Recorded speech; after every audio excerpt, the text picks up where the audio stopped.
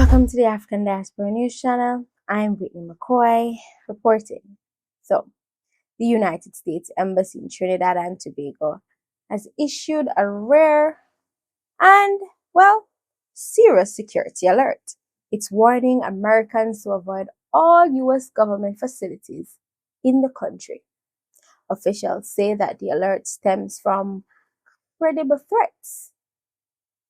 These threats are against American citizens and may be connected to the recent bombing and the growing tensions between the US and Venezuela that now has Trinidad and Tobago in the crossfires.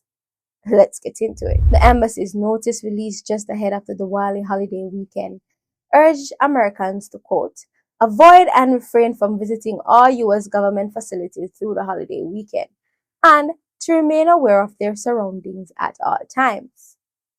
The alert didn't specify the nature of the threat, only saying it was acting out of an abundance of caution due to what it called a heightened state of alert. Trinidad and Tobago's Minister of Homeland Security, Roger Alexander, confirmed that the warning is tied to potential threats made against American citizens. He told the Associated Press that U.S. authorities believe those threats could be linked to the escalating situation in the region. The timing is especially sensitive. Trinidad and Tobago is celebrating Diwali, the Hindu festival of lights, a time of peace and renewal for much of the nation's 1.4 million residents. Roughly 35% of Trinidadians identify as East Indian, and the festival is one of the most widely celebrated national holidays. But just across the narrow strait separates Trinidad from Venezuela, the tension is anything but peaceful. Venezuela has become the focus of multiple U.S. military operations in recent weeks, and those actions are sending shockwaves across the Caribbean. Now, in one coastal community in Trinidad, families are still mourning the disappearance of two local fishermen who believed to have been killed in a U.S. strike earlier this week. The incident has fueled anger and fear that American military operations are spilling over into regional waters, putting civilians at risk. And according to U.S. officials, 6 maritime strikes have been carried out since September, targeting what they describe as narco-terrorist vessels. The most recent attack last Thursday destroyed a submarine allegedly transporting fentanyl and other narcotics bound for the United States. President Trump defended the strikes on Truth Social, declaring, under my watch, the United States of America will not tolerate narco-terrorists trafficking illegal drugs by land or by sea.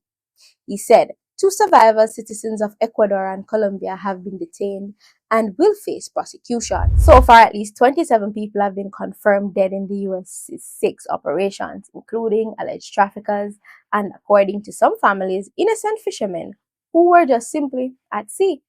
Critics in the region argue that Washington's unilateral actions violate maritime law and could spark diplomatic fallout if civilians continue to be harmed. Well, Minister Alexander says local security forces are on high alert and have implemented new measures to protect both locals and foreign nationals. But he declined to share details about the nature of the threats or the intelligence shared by the US. The embassy's decision to restrict government comes at a time when many in the Caribbean are really questioning Washington's growing military presence and its readiness to use force against what it calls narco-terrorists. U.S. officials have repeatedly stated that suspected traffickers are now being treated as unlawful combatants, a label that essentially justifies military strikes without trial. For Trinidad and Tobago, a nation that shares both proximity with people and Venezuela, the situation is delicate. Thousands of Venezuelan migrants live and work on the island, and officials there have long tried to maintain balance between regional cooperation and national security. So, as of now, the U.S. Embassy alert remains active through the Diwali weekend, and citizens have been urged to avoid government facilities and remain vigilant.